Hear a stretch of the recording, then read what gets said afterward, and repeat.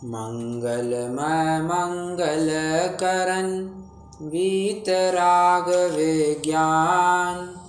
नमो ताहि जाते भय अरहंतादि महान। करि मंगल करि हो महा ग्रंथ करन को काज। जाते मिले समाज सब पावे निज पद राज। शिव उपाय करते प्रथम कारण मंगल रूप। विघ्न विनाशक सुख करन नमो शुद्ध शिव भू।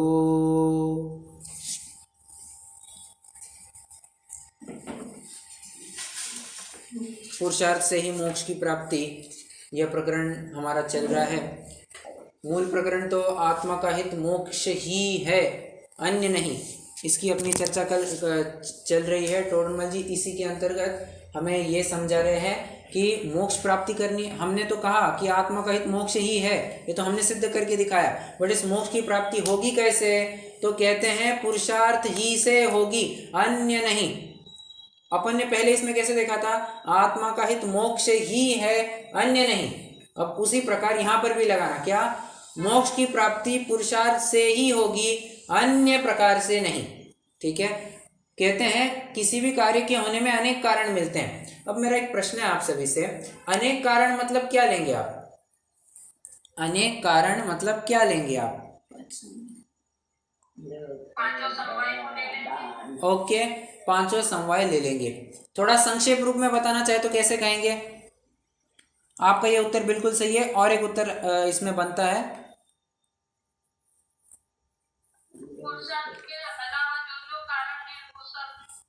नहीं नहीं नहीं, आप निमित्त के लिए बोल रहे हैं? निमित्त नहीं। देखो दो कारण, दो कारण कौन से? उपादान और निमित्त। अनेक मतलब अन एक, जो एक नहीं है।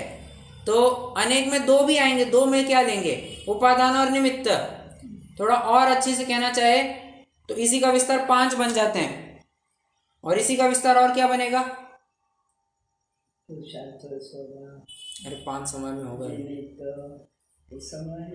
तो हो गए ना 5 समय में। और क्या बनेगा?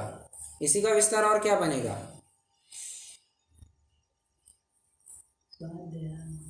अरे वो नहीं, षटकारक। हाँ जी या ना जी? षटकारक लेंगे या नहीं लेंगे? बराबर। तो यही बात है, आप 5 समवाय कहो, षटकारक कहो, आपस में मिले जुले हैं। मिले जुले मतलब बहुत नज़दीकी का जुड़ान है इनका। आप एक कहेंगे तो दूसरी बात आपको बराबर ख्याल में आ ही जाएगी। जैसे मैं कहूँ आपको, चलो स्वभाव में क्या लेंगे आप? स्वभाव में क्या लेंगे? छठ कारक में से स्वभाव में क्या लेंगे आप?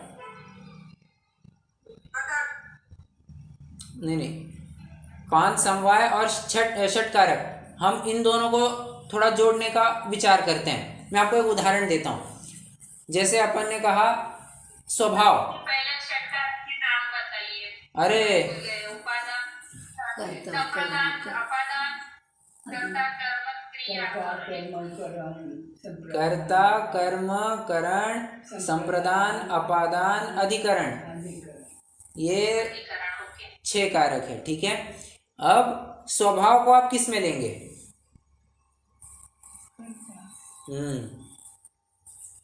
अधिकरण में। करेक्ट, अधिकरण में लेंगे। और करेक्ट, बहुत अच्छा बहुत अच्छा, दैट्स द करेक्ट आंसर। अब पुरुषार्थ को किस में लेंगे?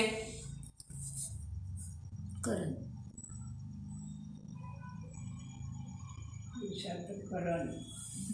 पुरुषार्थ को किस में लेंगे? कर्म में। पुरुषार्थ को कर्म में कैसे लेंगे? पुरुषार्थ को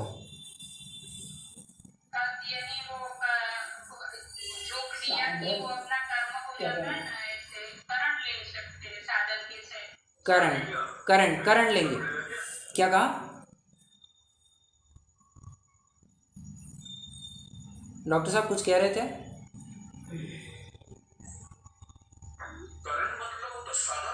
हाँ ठीक है ना, पुरुषार्थ साधन, पुरुषार्थ ये हमारा साधन हो गया। पुरुषार्थ के माध्यम से, पुरुषार्थ से, ये कह रहे हैं ना, पुरुषार्थ से मतलब क्या? साधन ही तो हो गया। हम यहाँ कैसे आए? गाड़ी से आए। ओके, समझ रहे हैं? तो पुरुषार्थ को आप करंट ले सकते हैं, कोई दिक्कत वाली बात नहीं है। और वैसे ना आप चाहे उसमें वो घटा सकते हैं, कोई बड़ी बात नहीं है, क्योंकि ये अभिन्न षटकारक तो वैसे ही अपने आप में घट जाएंगे, घटित हो जाएंगे। षटकारक में कर्म किसे कहते हैं? कर्म, मैंने किस हिसाब से बोला? वो ऐसे ऐसे होता है ना कि अपना ही कर्म है, तू ही है, तो अब कर्म कर, बाकी देखा जाएगा। वो कर्म अलग, वो अलग अलग, नहीं नहीं नहीं, वो अलग। वो तो लौकिक परिप्रेक्ष्य में कर्म को किसी क्रिया के रूप में कहा जाता है, यहाँ पर वो अर्थ नहीं लेना। पुरुषार्थ को कर्म के रूप में कहा जाता है, यहाँ पर वो अर्थ नहीं लेना।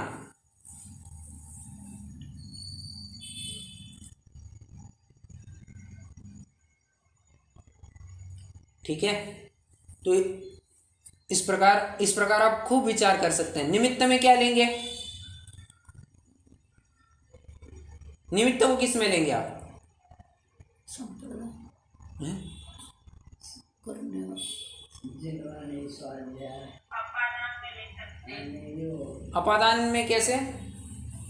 उसके आधार से, अपादान उसमें से, हाँ, उसमें अरे नहीं नहीं, निमित्त में से कैसे कहेंगे अपन? निमित्त में से, निमित्त में से नहीं कह सकते अपन। अरे संप्रदान करने और आधार निमित्त से से ऐसे कह सकते हैं ना। अरे वो नहीं आएगा, अब वो मत कहो बार बार, वो नहीं आएगा। अपन बात अलग कर रहे हैं। मैं आपको नहीं कह रहा हूँ, हमारी दादी जी ना कुछ अलग उत्तर दे रही है, स्वाध्याय वो कुछ अलग पॉइंट्स कह रही है, मैं उनको कह रहा था। ओके, हाँ जी, आप कहिए कोमल जी। नहीं, अपादान मैंने अपादान सोचा, संप्रदान अपादान, क्योंकि वो उसमें से ऐसे करके आ सकता है ना, निमित्त से, संप्रदान से, ऐसे हम बोलते हैं ना, वो नहीं आधार। अपादान, अपादान में से और संप्रदान यानी से, ऐसा है ना कुछ तो भी, वो तो से और उसमें से। उसके आधार से लेना संप्रदान। अरे वो तो अधिकरण हो गया उसमें। संप्रदान म्हणजे पूरा आधार संपचे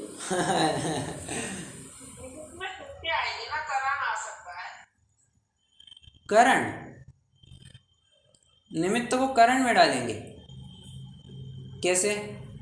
करण में कैसे डालेंगे? निमित्त भी साधन। हाँ ठीक है, वैसे करण, ठीक है, करण में ले सकते हैं, चलेगा, कोई दिक्कत वाली बात। पहले से निमित्त को करण में लेंगे तो साधन कैसे निमित्त को बना सकेंगे? निमित्त का तो ये क्रिया हो जाने के बाद में आरोप आता है निमित्त का। तो बात बिल्कुल सही है, आपकी बात बिल्कुल सही है, दैट्स ट्रू। बट अगर घटित करना चाहे तो कहाँ लेंगे, वो बात कर रहे हैं अपन। आपका पॉइंट बिल्कुल वैलिड है। तो लोक में कहा जाता है ना, इसकी वजह से, तो अपन वैसा कह रहे हैं कि साधन पने का उपचार किसके ऊपर आ रहा है? तो निमित्त के ऊपर आ रहा है, तो ऐसा ले लेंगे। ठीक है, आप ऐसा चाहे उतना सोच सकते हैं, उतना घटित कर सकते हैं। और बताऊं, आप चाहे तो 6 के 6 कारक प्रत्येक में घटित कर सकते हैं।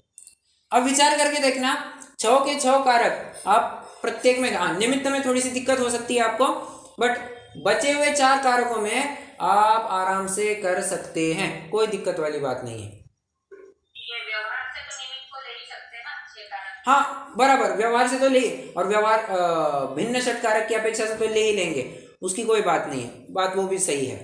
बट अगर अपन अभिन्न षटकारक लगाना चाहे तो ये चारों में अपने आप लग जाएंगे, तो 6 में सब लग, मतलब क्या कहना चाहिए, स्वभाव, करेक्ट, क्योंकि सब उपादानी है, आपने बिल्कुल सही पकड़ा, क्योंकि सब उपादानी है, और उपादान होने से अभिन्न षटकारक सब अपने में घटित हो जाएंगे।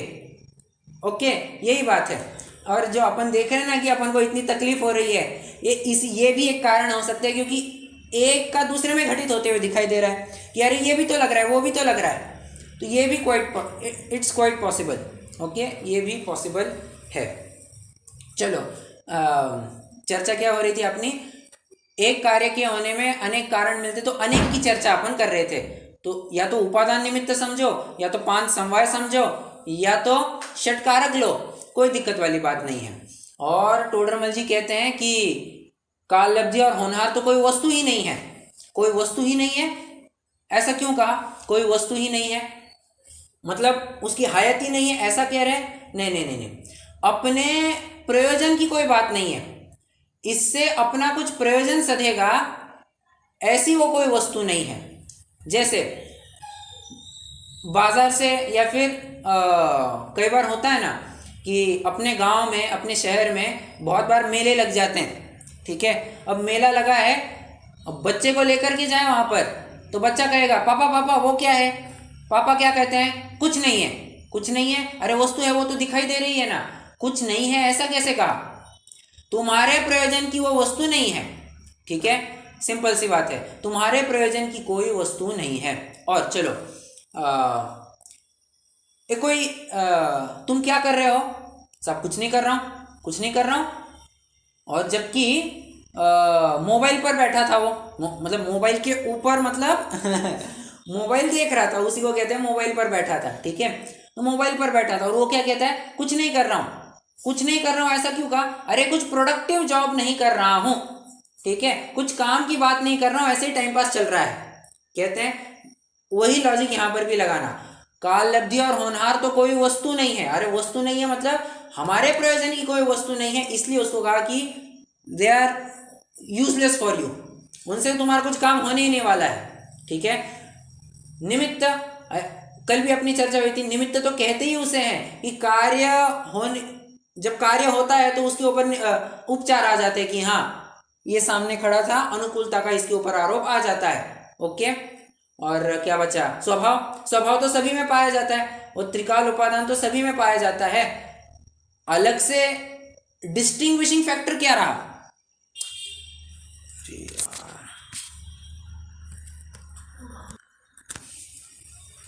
क्या कह रहे थे? हाँ, डिस्टिंग्विशिंग फैक्टर कुछ तो होना मांगता, तो पुरुषार्थ ही वह फैक्टर है जिसकी वजह से एक बच्चा 100 ले आता और एक बच्चा 10 नंबर भी मुश्किल से ला पाता है। पुरुषार्थी, क्योंकि पढ़ाने वाला वो टीचर सेम है, कक्षा भी सबकी सेम है, किताबें सबके पास सेम है, पढ़ने के लिए सबके पास 24, मतलब दिन के सबके पास 24 घंटे ही है, सब व्यवस्थाएं सबके लिए समान है। फिर भी एक बच्चा 100 लाता है, एक बच्चा 10 ही क्यों ला पाता है? पुरुषार्थ, पुरुषार्थ का ही फर्क होता है। और टोडरमल जी हमको बारी बारी यही बात कह रहे हैं, तू पुरुषार्थ कर, बाकी क्या होगा तू इसकी चिंता मत कर। वो महाभारत में भी ऐसी एक लाइन बनती है कि हाँ वैसे कुछ है, माँ फलेषु कदाचन, माँ फलेषु कदाचन मतलब फल की चिंता मत करो, कर्म करते। कोमल जी आप जो कह रही थी ना कर्म, वो यहाँ पर लगता है, ठीक है। लौकिक भाषा में पुरुषार्थ को कर्म ऐसा कहा जाता है। हाँ जी, कोई वस्तु नहीं है, काल, लब्धि और होनहार, तो उपादान में क्यों नहीं है? अरे मैं उसी का तो मैं उसी की क्या कहना चर्चा कर रहा हूँ। कोई वस्तु नहीं है मतलब हमारे प्रयोजन की कोई वस्तु, प्रयोजन मतलब उससे अपना कोई काम सधेगा, ऐसी वस्तु नहीं है, मैं तो वो कह रहा हूँ।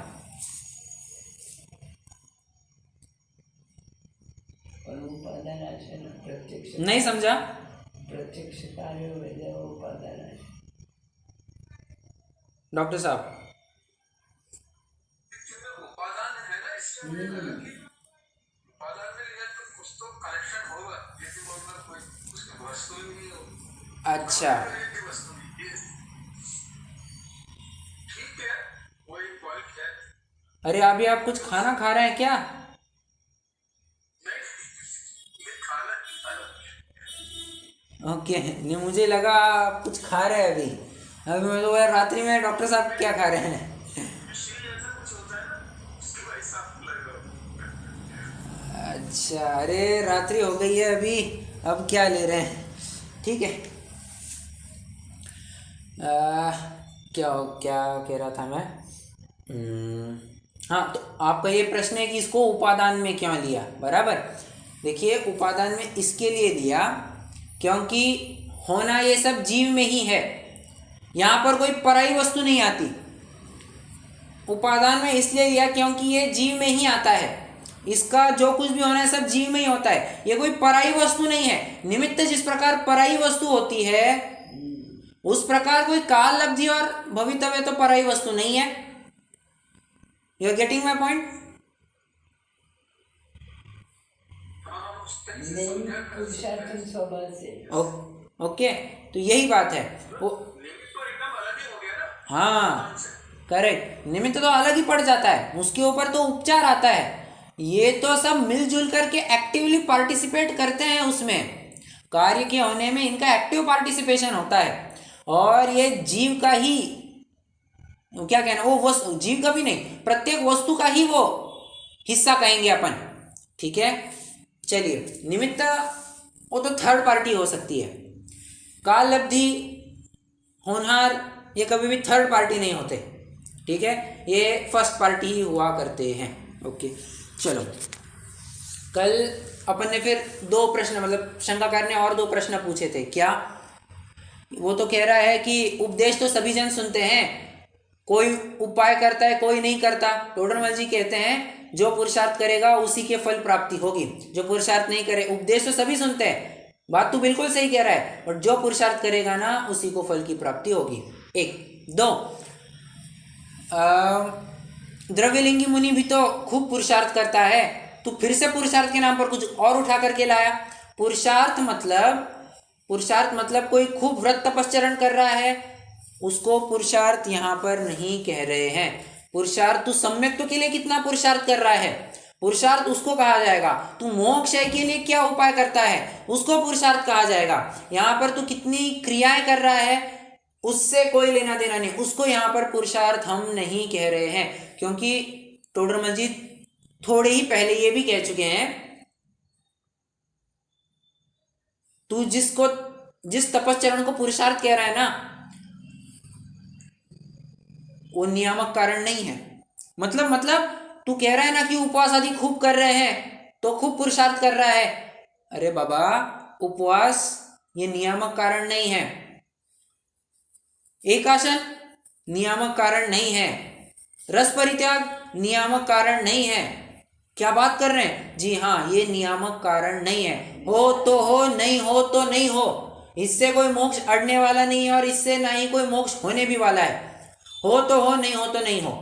हाँ, कुछ कुछ कारण होते हैं जो एक तरफी लगते हैं, जैसे नग्नता, इनका तो होना जरूरी है, परंतु नग्नता होने पर मोक्ष होगा ही होगा कोई गारंटी नहीं। बट कुछ होते हैं नियामक कारण, जैसे रत्नत्रय, तो उसका उपाय नहीं करता ना, इसी को हम अपुरुषार्थ कह रहे हैं। तो रत्नत्रय का उपाय कर, हम उसी को पुरुषार्थ कहेंगे। ठीक है, नियामक कारण इस प्रकार हुआ करता है कि दो तरफा व्याप्ति लगती है। मोक्ष जाने के लिए रत्नत्रय लगेगा ही लगेगा, और रत्नत्रय होगा तो मोक्ष जाएगा ही जाएगा, दोनों भी बातें हैं। ठीक है, कल मैंने आपको एक प्रकरण पढ़ने के लिए कहा था,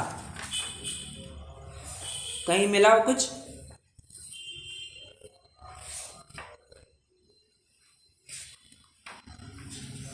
कहीं मिला?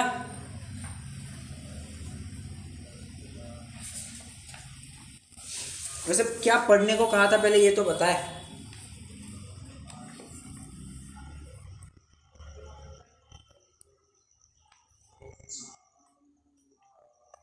अरे नहीं याद है?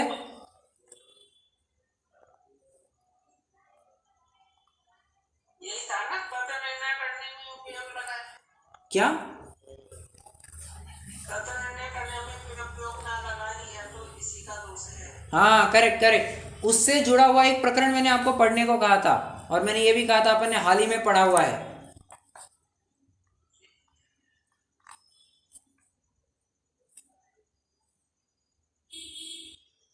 कहाँ पर है वो?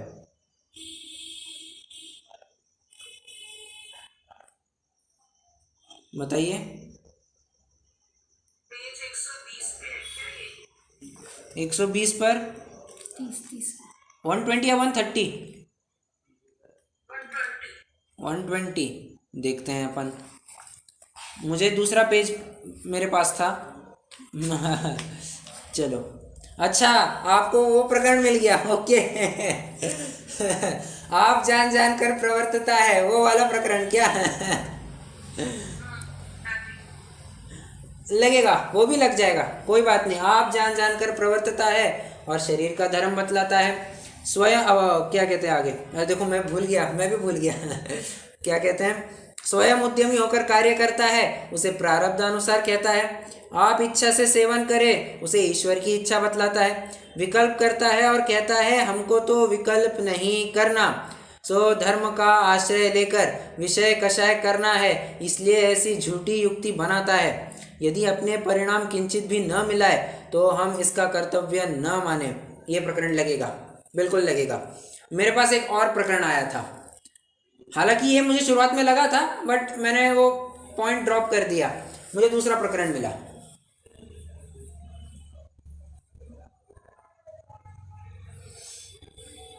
आइए मैं आपको बताता हूँ। पेज 195 पर आ जाइए, एकदम बॉटम 195, एकदम बॉटम पे देखिए।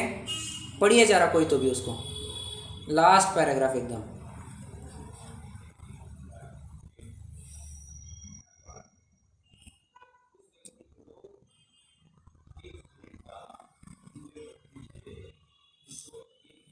आ गए? रागादि भाव, हाँ, रागादि भावों का निमित्त कर्म ही को मानकर अपने को रागादि का कर्ता मानते हैं। वे कर्ता तो आप है, परंतु आपको निरुद्यमी होकर प्रमादी रहना है, इसलिए कर्म ही को दोष ठहराते हैं। सो यह दुखदायक है। आ गया। यहाँ पर भी वो क्या कर रहा है? उसने शुरुआत में एक पॉइंट उठाया था ना कि साहब कर्मों का उपशमशय शोभशम वाला उठाया था उसने पॉइंट। ये यहाँ पर है, कर्म ही को दोष, कर्म ही का दोष ठहराता है। ये पॉइंट यहाँ पर लग जाएगा। ओके, और बताइए।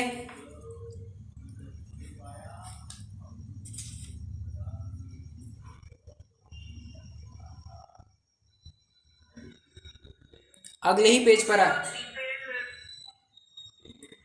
203 पर भी आते हैं। 196 पर देखिए, एकदम नीचे। उसी प्रकार श्री गुरु रागादिक छुड़ाना चाहते हैं। जो रागादिक को पर का मानकर स्वच्छंद होकर निरुद्यमी होता है, उसे उपादान कारण की मुख्यता से रागादिक आत्मा के हैं ऐसा श्रद्धान कराया। और तथा जो रागादिक को अपना स्वभाव मानकर उनके नाश का उद्यम नहीं करता, उसके निमित्त कारण की मुख्यता से रागादिक प्रभाव है ऐसा श्रद्धान कराया। ये तो हालांकि ये बात हो गई कि किसको कौन सा उपदेश दिया जाता है, ये बात हो गई। आप क्या कह रहे थे? 203।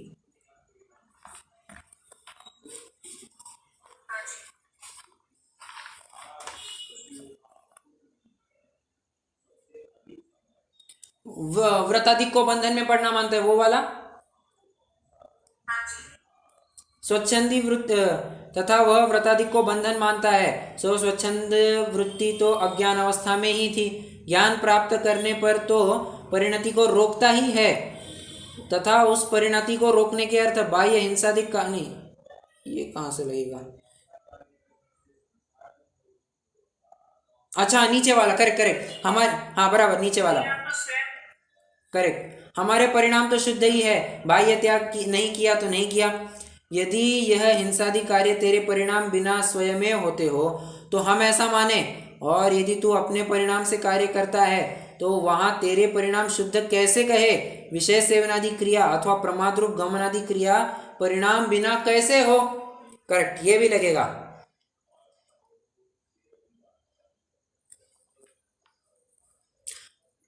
कुल मिलाकर के जो निश्चयवासी के आप मोटे मोटे पॉइंट उठाएंगे ना, आपको सारे मिल जाएंगे। निश्चयवासी के आपको लगभग सारे पॉइंट मिल जाएंगे।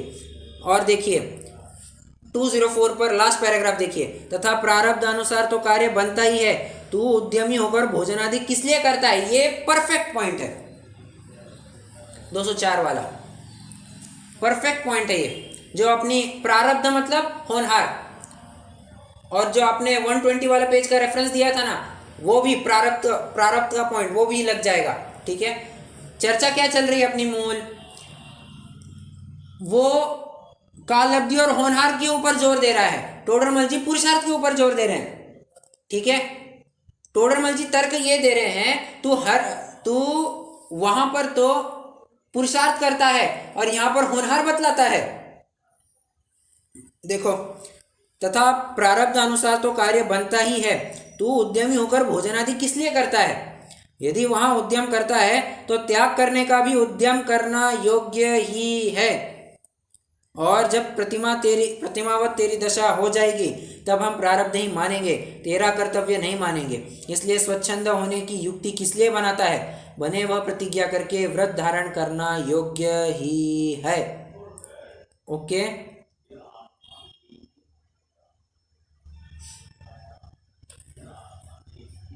चलिए,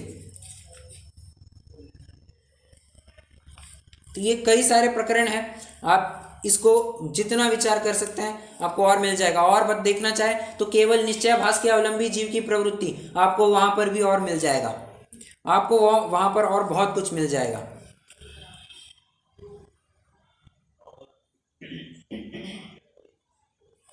अगर देखना, हाँ देखो, आइए तो 208 पर भी आ जाइए, लास्ट पैराग्राफ। आप अपन को सारे प्रकरण ना लास्ट पैराग्राफ में ही मिल रहे हैं। जैसे कोई व्यापार आदि में निरुद्यमी होकर निठल्ला जैसे तैसे काल गंवाता है, उसी प्रकार तू धर्म में निरुद्यमी होकर प्रमाद सहित यों ही काल गंवाता है। कभी कुछ चिंतवन सा करता है, कभी बातें बनाता है, कभी भोजन आदि करता है, परंतु अपना उपयोग निर्मल करने के लिए शास्त्राभ्यास, तपश्चरण, भक्ति आदि कर्मों में नहीं प्रवर्तता। सूना सा होकर प्रमादी होने का नाम शुद्धोपयोग ठहराता है। वहाँ क्लेश थोड़ा होने से कोई आलसी बनकर पड़े रहने में सुख माने, वैसे आनंद मानता है। ठीक है, चलिए, तो ये सारे पेज के रेफरेंस भी आप रख सकते हैं। अब अपन मूल प्रकरण में आ जाते हैं। पेज नंबर कहाँ थे अपन? हाँ, 310 पर थे अपन, लास्ट पैराग्राफ। वैसे चर्चा मैंने जो आज का प्रकरण है उसमें प्रवेश कर दिया है, जो कल की अपनी बात थी ना उसी के साथ, उसी को जोड़ते हुए आज के प्रकरण में भी मैंने प्रवेश कर दिया है। टोडरमल जी यही बात कह रहे हैं कि जो साधन तुझे चाहिए वो साधन तेरे पास है। कौन सा साधन है साहब? संगीपना है, पर्याप्तक है तू, और तेरे पास उतना क्षयक्षम है, तू सब कर सकता है। एकेंद्रियादिक की अगर विचार करे तो भले आदमी उनके पास क्षयक्षम ही नहीं है, वे क्या तो तत्व ज्ञान करेंगे। तो उनके लिए तो अपन कदाचित कह देंगे कि उनके लिए मोहनीय का तो उदय है ही, प्लस ज्ञानावरण का भी उदय है, परंतु तुझे हम ज्ञानावरण का उदय कारण नहीं कहेंगे। तेरे लिए तो एक मोहनीय का ही कारण है। तू मोहनीय का मतलब उस कारण को बाजू में रख करके अपने ज्ञानावरण के आड़ में तत्व ज्ञान करने से अगर बचना चाहता है तो ये तुम्हारी अनीति है, ये बिल्कुल भी योग्य नहीं है। देखो क्या कह रहे हैं, फिर प्रश्न है कि निर्णय करने में उपयोग नहीं लगाता, उसका भी तो कारण कर्म ही है। अब किसको दोष दे रहा है ये? दोष किसको दे रहा है ये?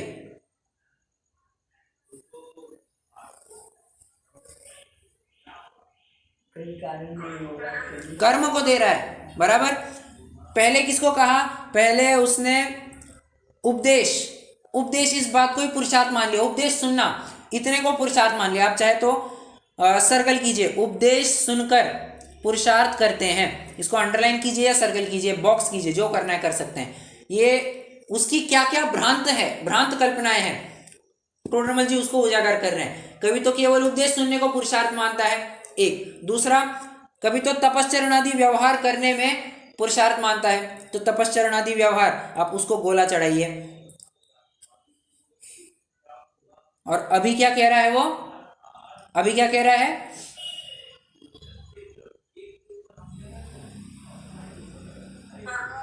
अभी कर्मों को दोष दे रहा है, अभी कर्मों को दोष दे रहा है। तो कर्मों को आप बॉक्स लगाइए, 1 2 3 ऐसा करके पॉइंट लिख सकते हैं। ठीक है, तो आपको भी बराबर से याद आ जाएगा कि वो किस किस प्रकार की गलत मान्यता है उसके चित्त में पनप रही है। देखो उत्तर दे रहे, एकेंद्रियाधिक के विचार करने की शक्ति नहीं है। क्या कहा? शक्ति नहीं है। बोलो, वाकई में शक्ति नहीं है? वाकई में शक्ति नहीं है इनकी? अरे हाँ बोलिए बोलिए।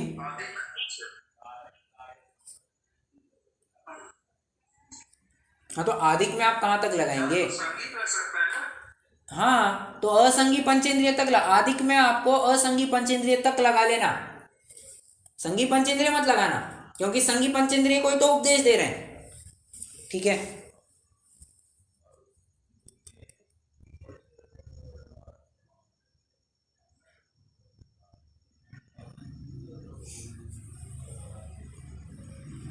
प्रश्न है मेरा, क्या वाकई में शक्ति नहीं है उनकी? है ना, पर्याय ज्ञान है ना। ठीक है, एकेंद्रियाधिक की तो नहीं है। ओके। अगर मैं कहूं उनकी शक्ति है तो अपेक्षा क्या लगेगी? अपेक्षा समझना। हाँ, मैं टोडरमल जी से असहमत हूं ऐसा बिल्कुल भी नहीं कह रहा हूं। टोडरमल जी ने जो कथन लिखा है वो किस अपेक्षा लिखा है मैं वो भी बता रहा हूं आपको, और मैं क्या कथन कर रहा हूं उसकी भी अपेक्षा बताऊंगा। मैं कहता हूं कि एकेंद्रियों के भी पास शक्ति है। स्वभाव सुधरेगा। करेक्ट। थोड़ा बहुत शब्द पाया जाता है इसलिए। नहीं नहीं वो नहीं। हाँ कुमकुम जी आप कुछ कह रही है? नहीं, यही कहा कि मैं भी ज्ञान का जो सब तो है ही ना, खत्म नहीं हुआ। मध्य ज्ञान, मध्य शुद्ध ज्ञान तो है ना उनके। मैं कुछ और विचार कर रहा था। मैंने ये सोचा कि शक्ति है, त्रिकाल शक्ति तो इनके पास है ना, त्रिकाल शक्ति तो इनके पास भी है। तो टोडरमल जी ये क्या लिख रहे हैं कि इनकी शक्ति नहीं है? अरे वर्तमान पर्याय में वो शक्ति नहीं है। जो हम आप सभी के पास वर्तमान पर्याय में वो शक्ति है ना, कि हम तत्व विचार कर सके, तत्व निर्णय कर सके, वैसी शक्ति उनके पास नहीं है। वर्तमान पर्याय में वैसी उनके पास शक्ति नहीं है। त्रिकाल शक्ति सभी के पास है। क्या कहा? त्रिकाल शक्ति सभी के पास है। वो वर्तमान प्रकट पर्याय की जो शक्ति है वो उनके पास नहीं है। बात जच रही है या नहीं जच रही है? जज तो रही है। हाँ जी। ओके, कुमकुम जी, कोमल जी आपको?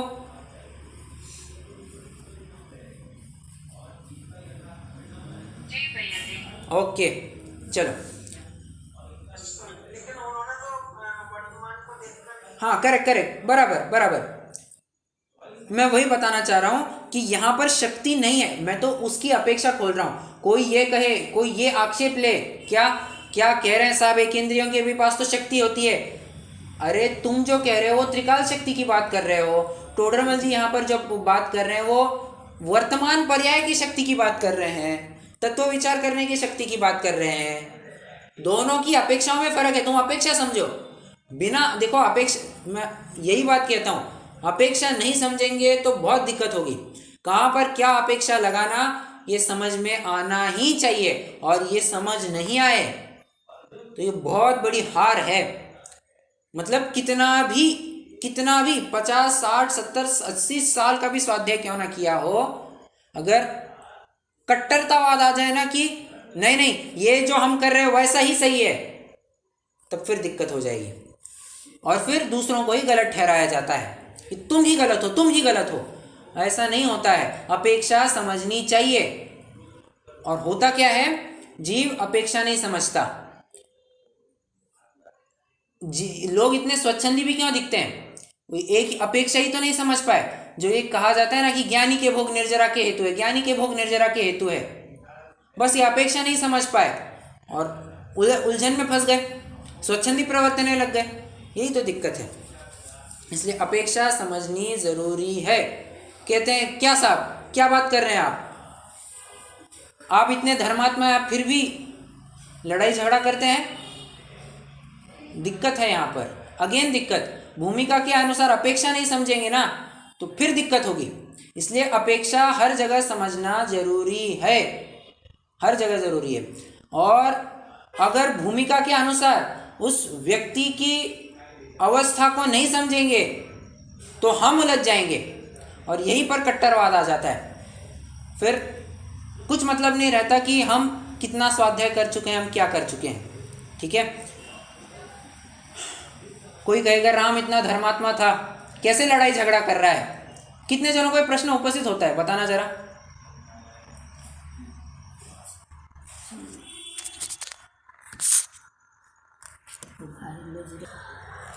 बताइए ना, कितने जनों ने इस प्रश्न के ऊपर कभी विचार, मैं बस 2 मिनट लूंगा, पुनः अपने प्रकरण में जुड़ जाऊंगा।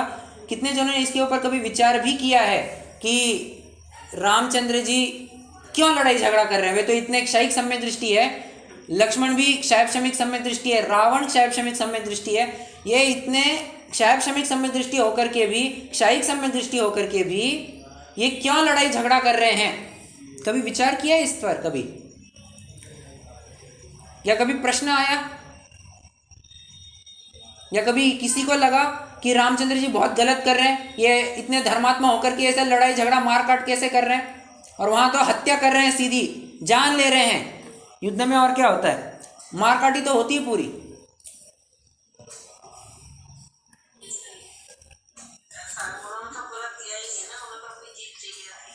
बराबर बराबर। अगर सीता को उठा करके नहीं ले जाता रावण, तो बोलो इनको लड़ाई झगड़ा करने में कोई रस था? कोई रस नहीं था, कोई रस नहीं था। ये तो बस अन्याय के विरुद्ध, अपन ने दूसरे का कुछ बुरा नहीं किया है, तो अगर दूसरा मेरे साथ, और हमने ऐसा भी नहीं किया ना, हमने प्रेम से पुचकार करके भी तुमको बताना चाहा कि बाबा लौटा दो मेरी सीता, मैं नहीं लड़ाई झगड़ा करना चाहता, वो जिद पर अड़ गया, तो अब क्या कर सकते हैं? गत्यंतराभावात, फिर हमको भी मैदान में उतरना पड़ेगा। फिर तुम ये मत समझो कि हम धर्मात्मा है तो हम लड़ाई झगड़ा नहीं कर सकते। हमारी भूमिका के अनुसार हम चाहे वो बराबर एक्शन ले सकते हैं, और जब सम्यक दृष्टि के जीवन में ये संभव है, वो अन्याय के विरुद्ध लड़ रहा है। और एक बात समझना, सम्यक दृष्टि कभी भी खुद से होकर के वो लड़ाई झगड़ा करने में नहीं उलझा है। अपन राम की बात कर रहे हैं ना, वो खुद से होकर के लड़ाई झगड़े में नहीं उलझा है, वो तो मजबूरन उसको उतरना पड़ा है।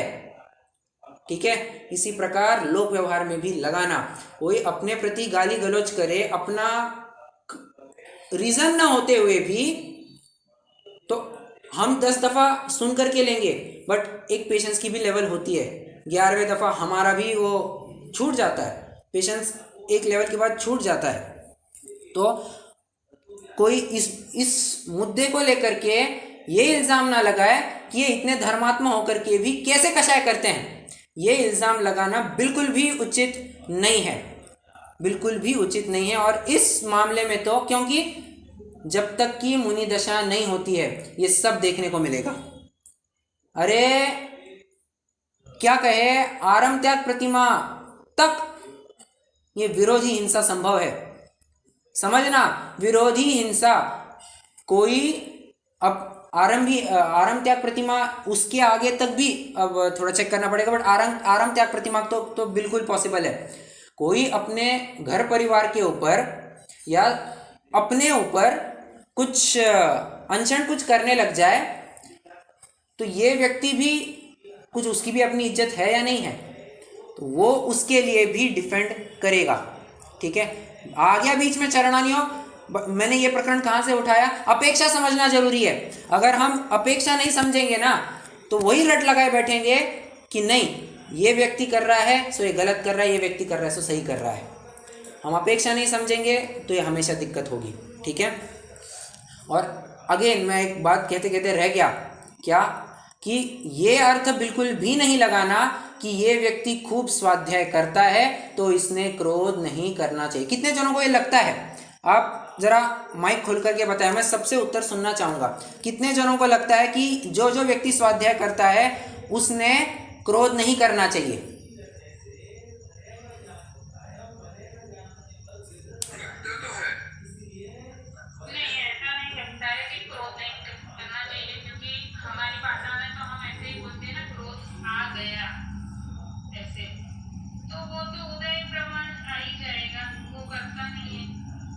हो गया, आपने बहुत डिप्लोमेटिक आंसर दिया इसका आपने काफ़ी डिप्लोमेटिक आंसर दिया। पर अभी मैं इतना ऐसे कभी सुनती हूँ तो ऐसे लगता है कि गुस्सा करना तो नहीं था, लेकिन आज तो गया ही।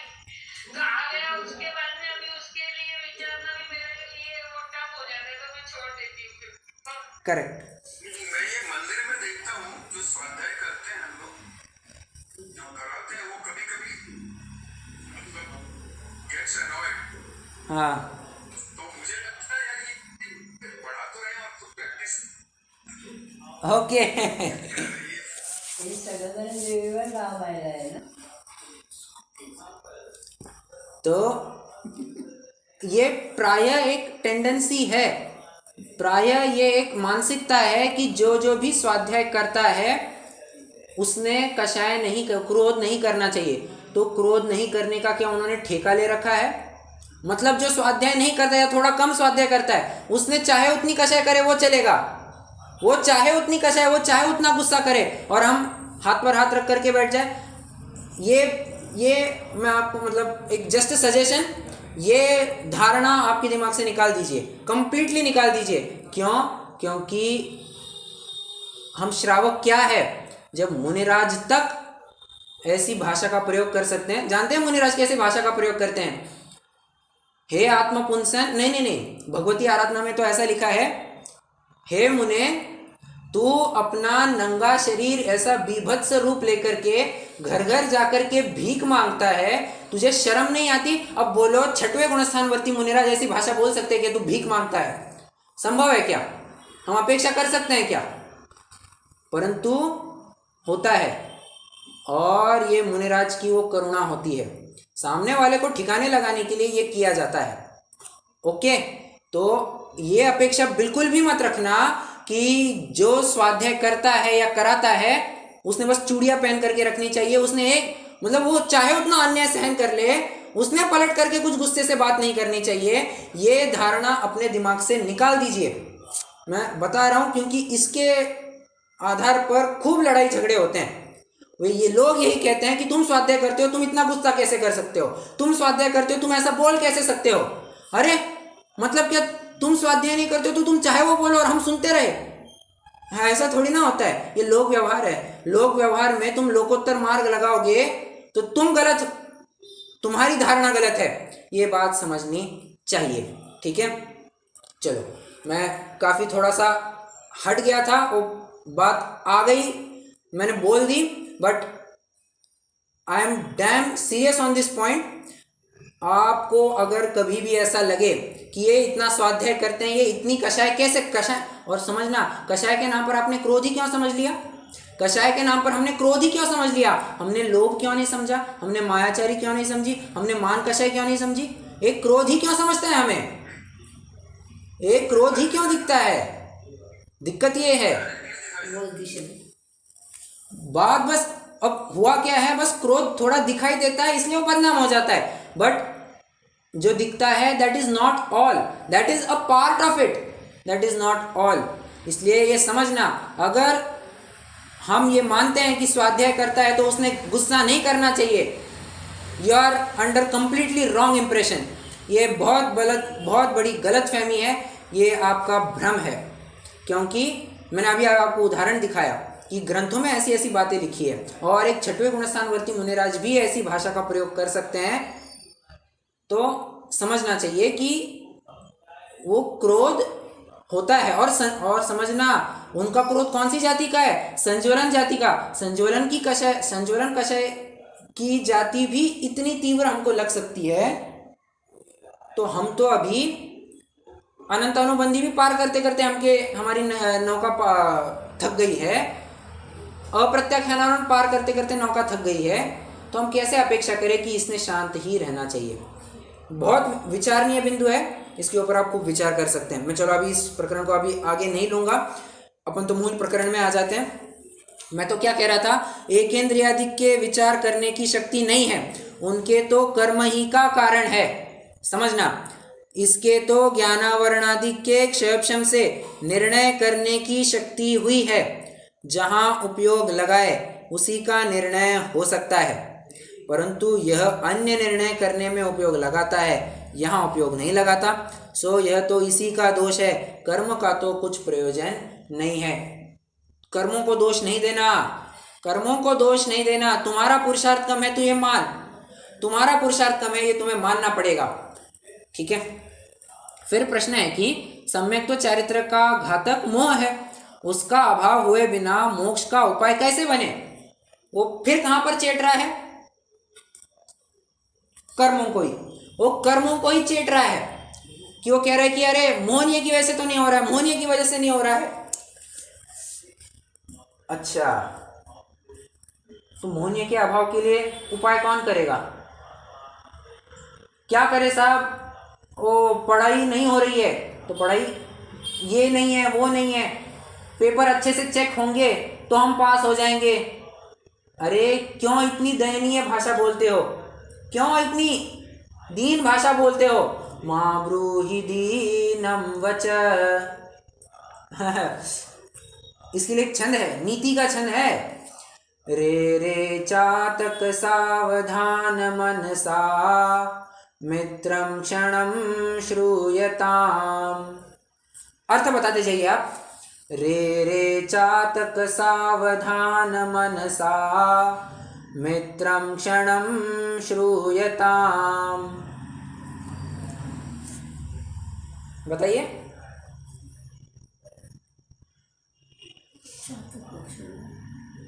चातक पक्षी के साथ चर्चा कर रहा है, नीतिकार चातक पक्षी के साथ बात कर रहा है और कह रहा है चातक सावधान, मित्रं क्षणं श्रूयताम्। अब इस मित्र को एक क्षण के लिए सुन जरा। क्या? अम्बोधा बहवो वसन्ति गगने गर्जने, क्या है? अम्बोधा बहवो वसन्ति गगने सर्वेऽपि नेतादृशा। फिर से, अम्बोधा बहवो वसन्ति गगने सर्वेऽपि नेतादृशा। आकाश में बादल आ गए हैं, तब तुम पानी पी लेना। ठीक है, मतलब आप आधे तक तो आ गए थे, आप आधे तक आ गए थे। अम्बोधा बहवो वसन्ति गगने, आकाश में इतने सारे बादल है। सर्वेपि नेतादृशा, सर्वेपि नेतादृशा मतलब तुम जिसकी राह देख रहे हो, जिस बादल में से पानी गिरेगा, सारे बादल वैसे नहीं है, सारे के सारे बादल वैसे नहीं। सर्वेपि नेतादृशा, सभी के सभी बादल वैसे नहीं है जो तुम्हारी प्यास मिटा सके। सुनना आगे। केचिद् वृत्तिच आर्द्रयन्ति वसुधाम्, केचिद् वृत्तिच आर्द्रयन्ति वसुधाम्। पृथ्वी को गीला करेंगे। कुछ ही, करेक्ट, कुछ ही पृथ्वी को गीला करेंगे। और गर्जन्ति केचिद् वृथा, कुछ तो बस, बहुत अच्छा अर्थ कर रहे हैं, कुछ तो बस व्यर्थ में ही गरजते रहेंगे। ठीक है। और लास्ट में, यम यम पश्यसि तस्य तस्य पुरतो मा ब्रूहि दीनं वच। फिर से, यम यम पश्यसि तस्य तस्य पुरतो मा ब्रूहि दीनं वच।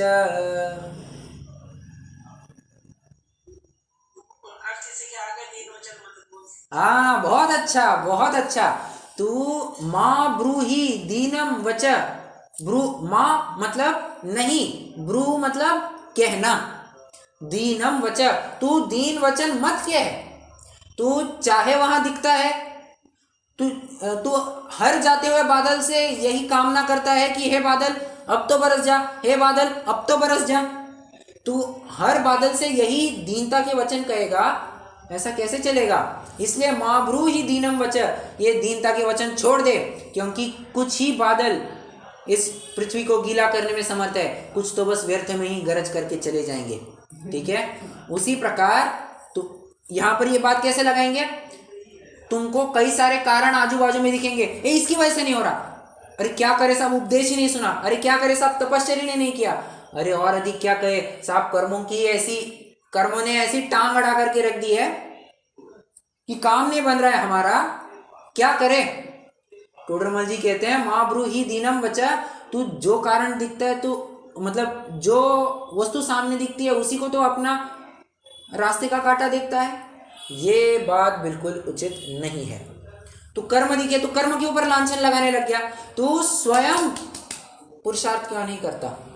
तू स्वयं पुरुषार्थ तो कर ले, काम अपने आप बन जाएगा। देखो, पहले तो ये काल अवधि और भवितव्यता के ऊपर जोर दे रहा था। ओके, ये आप चाहे तो उसको भी हाईलाइट कर सकते हैं, काल अवधि और भवितव्यता को भी आप हाईलाइट कर लेंगे। ओके, काल अवधि और होना जो कहना कह सकते हैं। क्या कह रहा था मैं? हाँ, एक कहावत चलती है अंग्रेजी में, क्या? Fortune favours the brave. क्या कहा? Fortune favours the brave. क्या अर्थ है, कोई बता पाएगा? नसीब वालों को जो ब्रेव कष्ट करता है, नसीब उसके किस्मत उनका साथ देती है जो ब्रेव होते हैं। करेक्ट, किस्मत उन्हीं की चमकती है जो पुरुषार्थ करते हैं, या फिर और अच्छे से कहूं, किस्मत उन्हीं की चमकती है जो कभी किस्मत के भरोसे नहीं बैठते। फिर से, किस्मत उन्हीं की चमकती है जो कभी किस्मत के भरोसे नहीं बैठते। ओके, एक कदम उपादान की तरफ से रखो, 3 निमित्त आकाश से टपक करके आएंगे तुम्हारे मदद के लिए। तुम ये अपेक्षा मत करो कि पहले 3 निमित्त आए फिर मैं अपना काम करूं। तुम एक कदम अपनी तरफ से बढ़ाओ, लोग फॉलो करने लग जाएंगे। और आपने कभी एक वीडियो देखा है क्या? एक रास्ते में, मतलब काफ़ी क्या कहना चाहिए, काफ़ी गाड़ियाँ आती जाती रहती है वहाँ पर, और रास्ते में बीचों बीच बरसात के दिन है, एक पेड़ टूट करके रास्ते पर गिर जाता है, और बारिश इतनी जोर की आने लग जाती है, और बारिश के टाइम पर ट्रैफिक जाम क्या होता है आप सभी जानते ही है, पूछने की ज़रूरत नहीं। ऐसा ही हो गया, बराबर वो पेड़ आकर के गिर गया रास्ते पर, अब गाड़ियाँ आ नहीं सकती, जा नहीं सकती, क्या होगा? तो दोनों तरफ से, आने के साइड पर भी जाने के साइड पर भी, दोनों तरफ एक ट्रैफिक ही ट्रैफिक लगी हुई है। अच्छा, क्या करे क्या ना करे, सब हॉर्न बजा रहे, P P P P P, सब हॉर्न बजाते बैठ रहे। अरे कोई तो उठो और इस पेड़ को हटाओ। एक छोटा बच्चा आता है, 5 साल का 7 साल का बच्चा आता है, वो पेड़ को धक्का मारना चालू करता है। अब इतना विशाल का है पेड़, ये इतना सा बच्चा क्या करेगा? वो धक्का मारना चालू करता है। उसको देख करके उसके 5 दोस्त और आ जाते हैं, वे धक्का मारने लग जाते हैं। उन बच्चों को देख करके एक युवक, 20-25 साल का युवक आ जाता है, वो अपना दम लगाता है। ऐसा देखते देखते वहां के गाड़ी, मतलब चालू बारिश में लोग गाड़ी से उतर करके वो पेड़ को हटाने में मदद करने लग जाते हैं, और बराबर से वो पेड़ बाजू में हट जाता है, ट्रैफिक एकदम स्मूथली चलने लग जाती है। बताओ, आवश्यकता किसकी थी?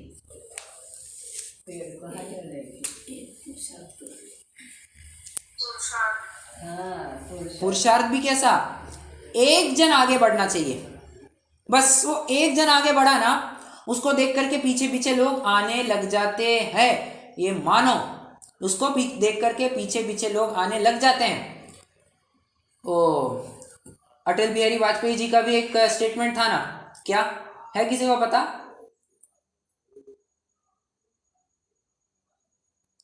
हम चलते रहे, कारवां जुड़ता रहा, ऐसा कुछ है ना, हम चलते रहे, कारवां जुड़ता रहा, बस यही बात है।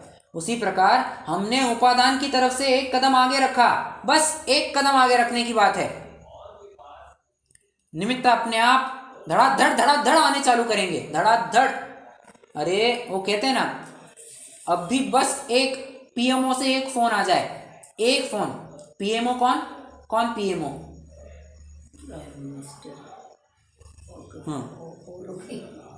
पीएमओ मतलब क्या? Correct, prime minister office. Prime minister का बस एक फोन आने की बारी हो कि क्या गड़बड़ है, बताओ, उसके एक आवाज पर पूरा डिपार्टमेंट हिलता है नहीं हिलता है? अरे पूरा डिपार्टमेंट क्यों, पूरा देश हिलता है नहीं हिलता है? एक आवाज, अपन को ऐसा करना है या ऐसा नहीं करना है, बस उसकी एक पीएमओ से एक फोन आने की बारी होती है, ऐसी बात है। अपने भी उपादान से एक कदम आगे बढ़ाने की बारी होती है। वो कर दो, धड़ाधड़ सब काम होने लग जाएंगे, फिर तुम्हें फिर से देखने की जरूरत नहीं पड़ेगी। ओके, चलो।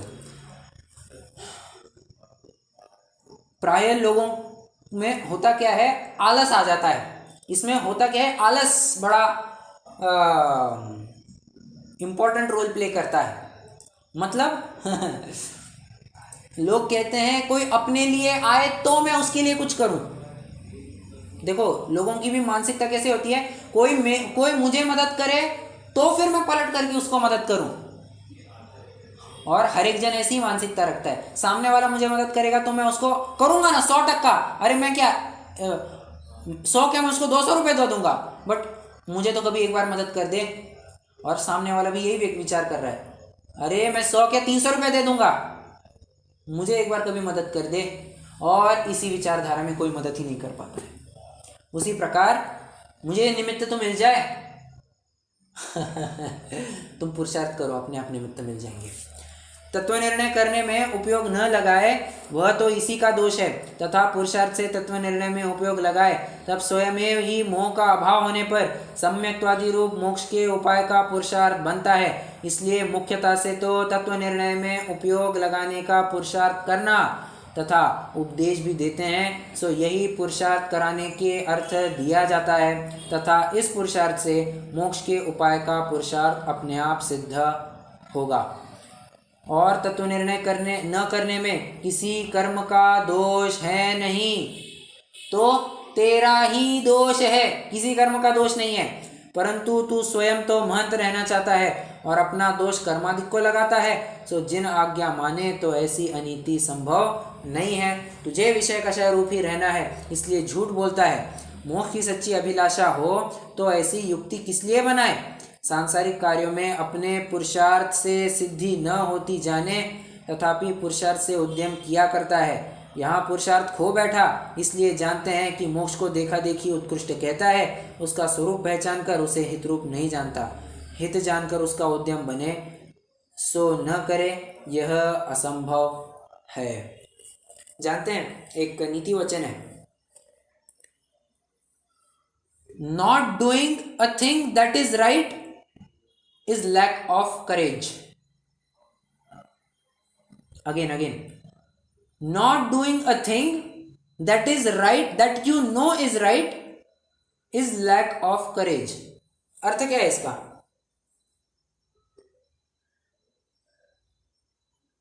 खाने जोगी बातें उसकी, मतलब तुम में साहस नहीं है इसलिए तुम काम नहीं कर रहे। नो, ठीक है, एक जनरल उत्तर हो गया, जनरल अर्थ हो गया इसका।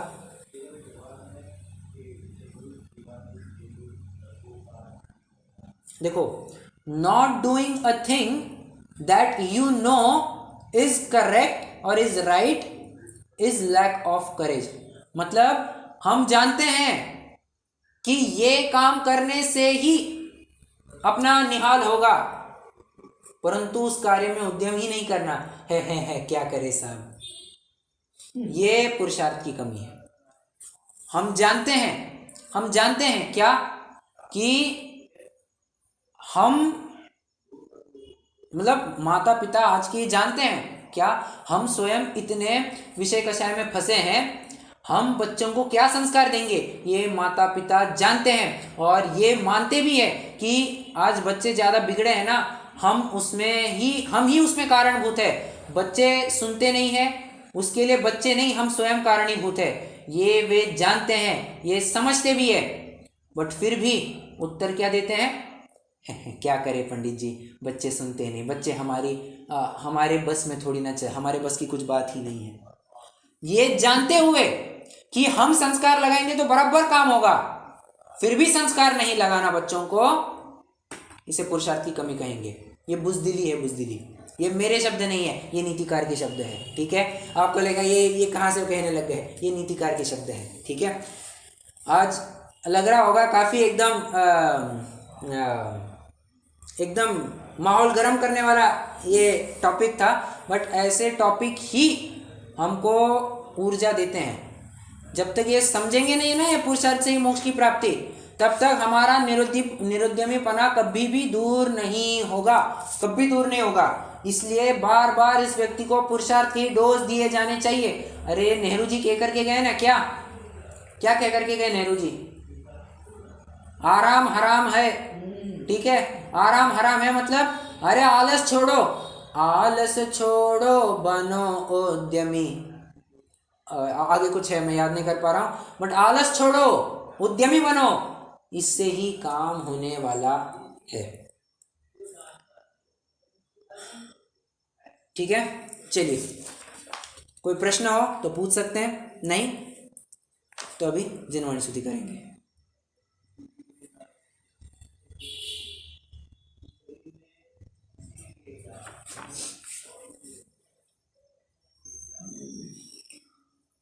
नहीं, चलिए रुकते हैं, जिनवाणी स्तुति करेंगे।